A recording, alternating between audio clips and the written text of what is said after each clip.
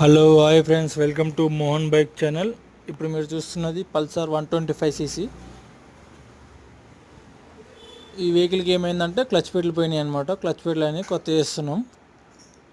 కొత్తగా మన channel చూసేటోళ్ళు subscribe చేసుకోండి. మీకు ఎన్ని ఐటమ్స్ స్పేస్ రేట్ కావాలంటే కామెంట్ చేయండి, నేను కామెంట్లో చెప్తాను మీకు. ఇవే అనమాట క్లచ్ పెట్లు, ఏమో క్లచ్ బెల్లు.